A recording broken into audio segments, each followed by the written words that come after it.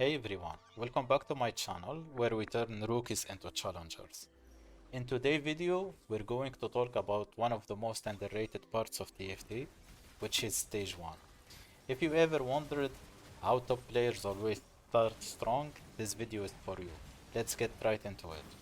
So, first of all, why is Stage 1 important? Because it completely decides your game. You get a mix of drops. Sometimes you get 3 costs, sometimes you get 3 2 costs, some gold, or even champion duplicator. You also get 3 components which can completely change your direction.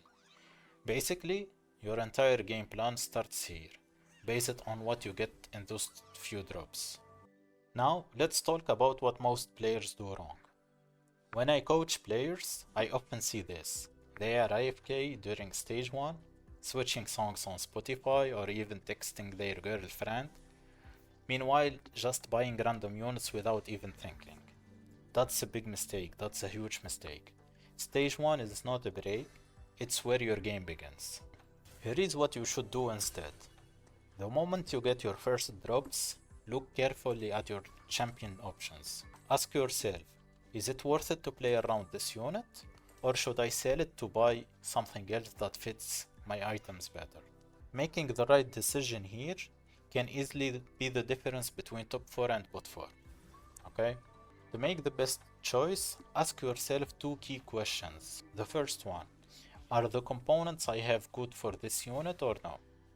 The second question, is this unit contested if I plan to reroll it even if my items are bad? To check that, always scout lobby, always see what other players trying to play to make sure you make the right decision. Alright, let's take a look at a few examples so you can see how this logic works in real games. So this game, for example, I get Viego from drops, okay? Now let's take a look at my shops and see if is it worth it to hold this Viego or not. So as you can see in this shop, I get Nafi Repair plus Kalista. So right now, this Viego is so important because if I hit Nafiri 2 and I have Viego already, my stage 2 will be good, okay? That's why here it's not worth it selling this Viego. And always make sure if you have gold, especially in this round, hold everything, okay? Now let's take a look.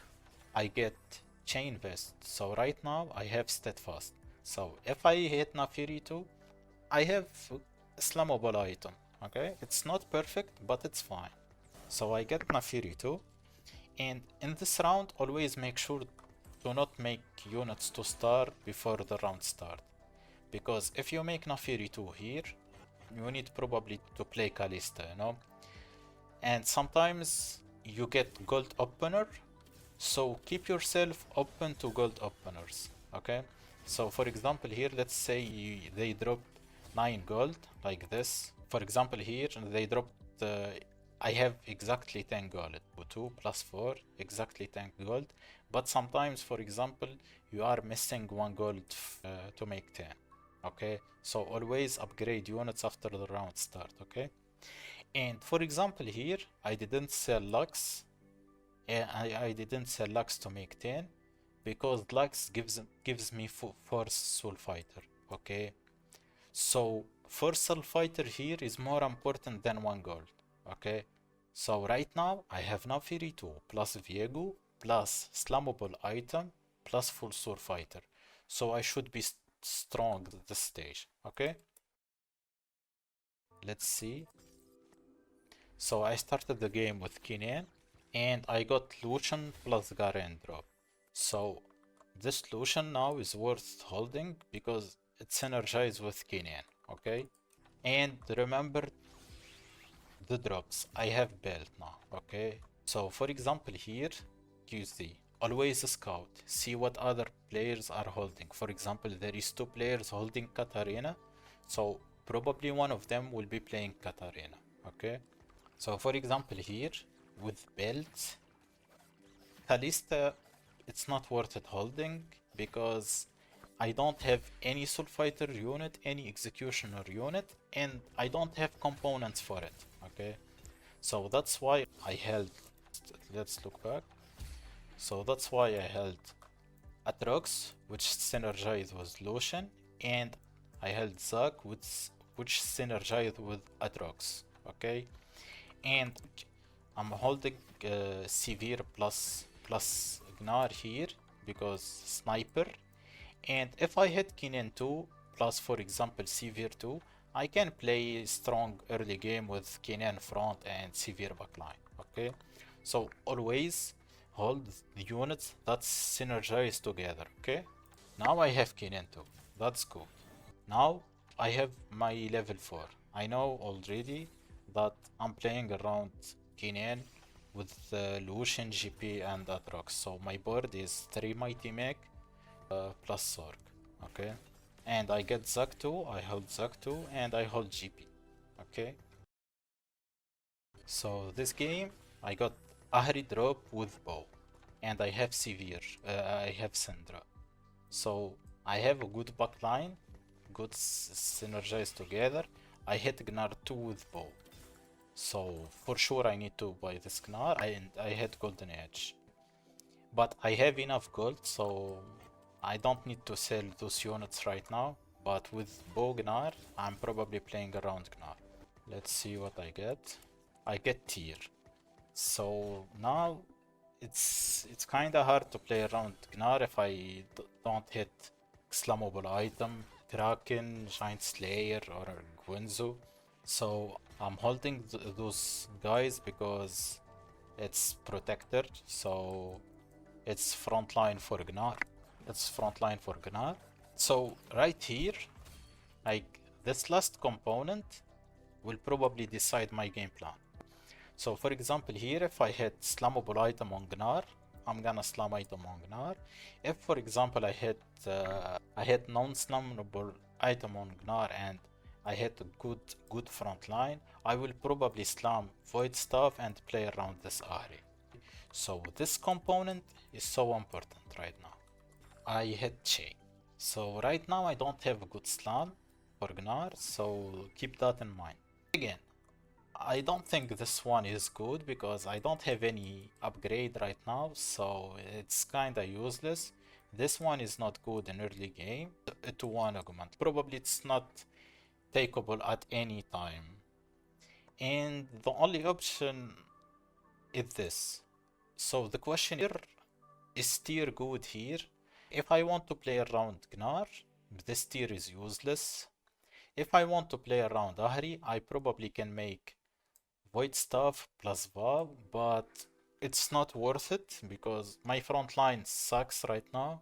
So it's not worth it taking an augment that gives me tempo and I don't have upgrades for it. So I'm not win streaking anyway. So it is better to pick an augment that buffs me a lot late game. So let's see. So I rolled it. I hit Tiny Team, which is not good. I mean, it gives me Syndra too, but it's useless. I have no items. I rolled. Okay, Wandering Trainer here is pretty good because my items are flex right now.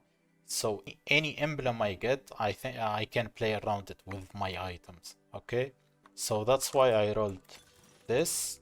And here I hit Shen Hero Augment and I have Bow already and I have Vow Slam. So this augment, this patch is really good. So that's why I went for Shen Hero Augment here. So right now I can make, let's take a look. I can play Bastion frontline for Gnar and I can make 10. Okay. Small tip guys, you start the game with 14 gold. So if you play 4 gold on your board, you will always make 10. And right now I'm playing only 4 gold, 3 gold Gnar and 1 gold Garen. So if I sell my bench, I can make 10. Okay, so look at my spot right now. I have Shen Hero Augment with Bow open, so in Carousel I can go for Gwynzo. I have Gnar for this stage, so I'm farming 2 gold from Golden Edge. So this is perfect, and I can make 10 this round. That's why I went for Shen Hero Augment.